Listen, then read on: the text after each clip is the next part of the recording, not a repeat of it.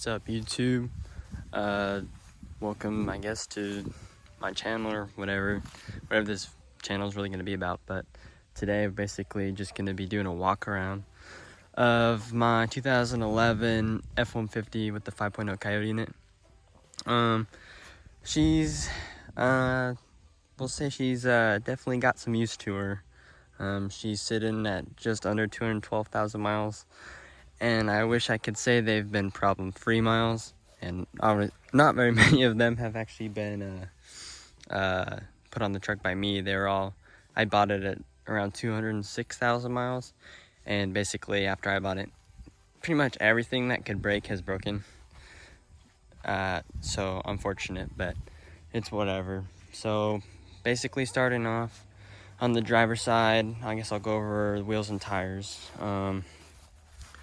These are 18-inch fuel wheels. I think they're fuel hostages. Don't quote me. I didn't buy them. They're on the truck when I bought it, so they're not my style, but they came with the truck, so I can't totally complain. They look better than stock. Well, not much, but a little better. And then we got KO2s on there, which super stoked because that's my favorite tire for sure. So I'm glad they came on here. Wheels aren't my style. I'll definitely be switching over to methods someday in the future, but for now these work plenty fine. While we're down here, you can also see inside of the wheel we got drilled and slotted rotors in there. Just actually put those on probably about a week ago now. So those look sweet. They're not even broken in yet, so I haven't really tried the stopping power or anything, but for now they look sweet. And they're not warped like the old ones were. Suspension wise, it's got a 2-inch level. I'm not sure what brand, but everything else is stock. I have new uppers and you probably can't see, but yeah, you definitely can't see, but there's new lower ball joints in there as well, so that's all good.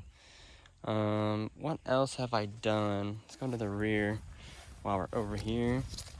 Rear's fully stock. I have some Bilstein 5100s for the rear. The lower shock mount, or the lower eyelet of one of the shocks, is broken, so probably won't be using those, but someday I'm going to go 5100s all the way around. That's pretty much it for the rear. Oh, and I removed the factory lift block, so now she sits pretty level. It's got a little bit of a lean to it, but the way these trucks look, or the body lines, even when it's perfectly level, it still looks completely raked, and that bugs me. So took the block out, and now she sits good for my liking. Moving on to the interior, she's super clean for, let's see, what does that say? 211,000 miles. But no tear in the driver's seat, a little bit of staining in the seat, but nothing too crazy. All super clean. I don't know what that is. Don't just ignore that. Center console's pretty clean. It's dirty for me, but that center console, this is a base model truck. So in these base model trucks, it comes with center console without cup holders or anything. It's basically just an armrest that flips up. So this truck, when I bought it, actually didn't have that one. It had like a sub box for center console. So I sold the subs and I threw away the sub box and sold the subs and the amp and bought this center console. Way cleaner in my opinion. It's like 230 bucks off eBay, and shipping was free. So I don't know how that worked out, but score. Looks way cleaner. Back seat super clean.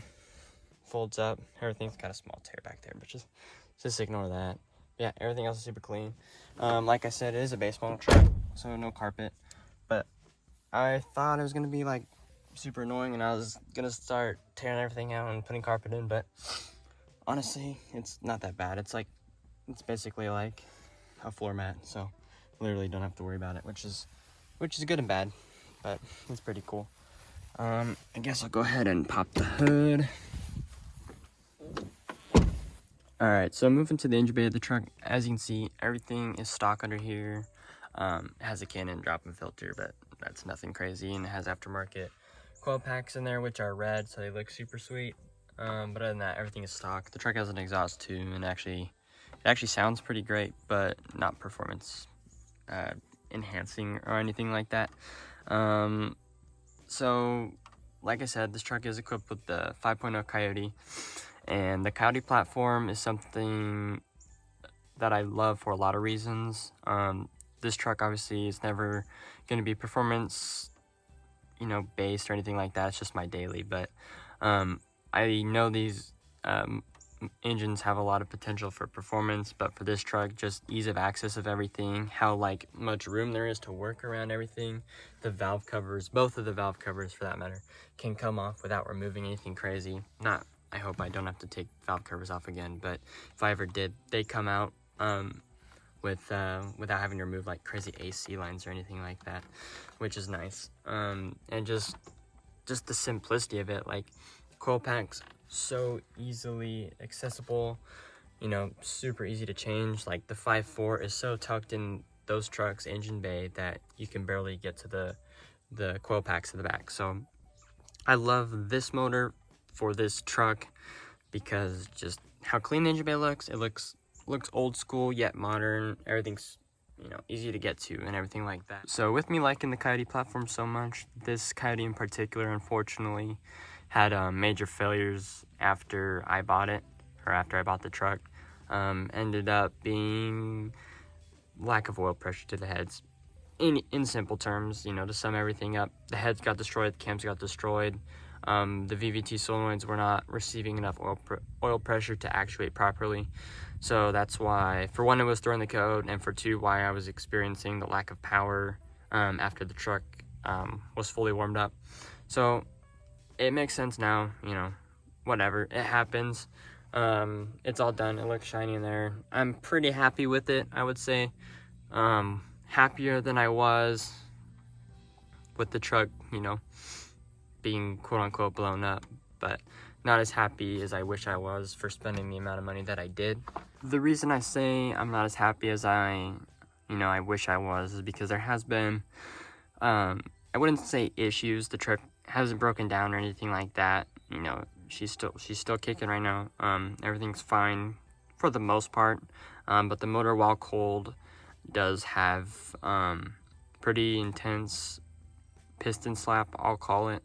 I know these these engines are pretty notorious for that, so I unfortunately just settled with it. I'll refer to the noise as piston slap for now, because the noise is worse when the truck is cold, and once the truck warms up to operating temperature, the noise goes away. So that's why I lean towards not a real rod knock, but the noise is annoying. Technically doesn't hinder the performance at all. It's just, you know, when I spend that much money on something, I want it to be as perfect as possible, and unfortunately it is not. But, you know, I can't totally complain as the truck is still running. So some people are probably wondering why I didn't do the work myself, and long story short, I didn't have the time to work on it. Didn't have the space for it. So unfortunately I had to shop work on it, and that's a bad thing because I didn't get to work on it. I didn't have my hands on it, but in my eyes it's also a good thing because maybe more credible people were working on it than me. I typically do all the work on my vehicles myself, but this case it had to be done this way. This one project had to be done by a shop. You know, long story short, had to be done by a shop. You know, I'm dealing with it, it's fine. But everything else on the truck I do myself. Brakes, suspension, you know, fuel pump, everything like that. Every other thing on this truck besides the engine has all done by me. So I get my hands dirty, I promise. Just this project had to be done by shop. It just how it worked out. But I'm gonna stop talking about what's under here before I start getting mad. I'll move them to the passenger side of the truck. All right, I said I'd be moving to the passenger side, but I guess I'll move to the front of the truck for now. These headlights, I cannot remember what brand they are, but they're off of eBay. They're like 220 bucks. They look super good in my opinion, and what I like about them is they use the factory bulb and the factory bulb style, so I don't have to worry about cheap projectors not shining on the road or anything like that, but I still get the sweet DRL bar, if you will. They actually come on. Let me unlock the doors. So they look good. They look actually brighter in person. Someday I'm going to change that to a switchback, so it'll be white and then turn to orange when I turn the turn signal on, but for now they look sweet. Like I said before, this truck is a base model, so it's not an XLT, but I managed to find an XLT bumper with the fog light holes, and I just have some yellow or amber yellow technically. Pods in there for now. Looks super good in my opinion, way better than no fog lights. And the bumper's actually in super good shape. So with the bumper being changed to an XLT bumper, this little, I guess, bumper cover, it's called, right above the bumper. On these XL trucks, it comes black. So it was painted when I bought the truck, but I repainted it. So now it actually has, reflection to it. Looks pretty good for spray paint. Spray paint all the way. It's dirty, so I apologize, but that was all painted. One issue with the truck when I bought it was that this passenger fender had huge, I guess, paint chips, you could say. Maybe I'll try and throw a picture up on the screen. But yeah, so I had major paint chips up here, and I actually finally painted this fender, and it looks actually really good for spray paint. Literally probably spent $70 on paint. It is dirty, so I apologize, but probably spent $70 on paint, and it looks so much better.